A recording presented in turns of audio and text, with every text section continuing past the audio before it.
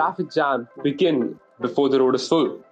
Inside your cells, proteins hit the same invisible red light when their cores reach 55% filled and 45% empty. At that period, motion stops and the fold locks.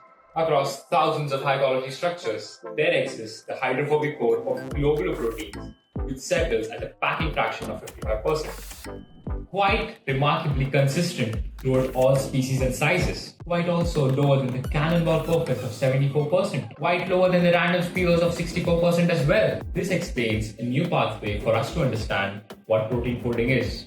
Before we understand the use of this aspect of protein folding to us, let's understand the physics behind the 55%. Here's the why. Let's think of as sand in an hourglass. It flows until grains crowd so tightly they trap one another in tiny cages.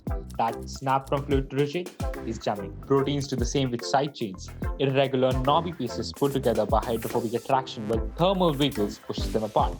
As packing rises to a critical 55%, the cages close, motion freezes, and the fold holds. NMR cores once looked denser than X-rays. It's actually a data quality story.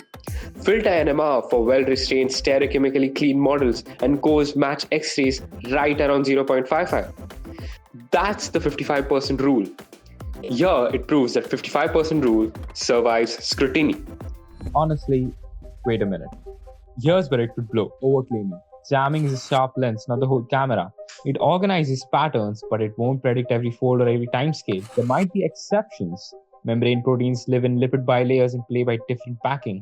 So 1.5 won't cover that. There might be biases. X-ray, NMR, cryo-EM, see with different glasses. And even where we draw the core, boundary can nudge the number by a few points. That's the magic behind the 55% rule.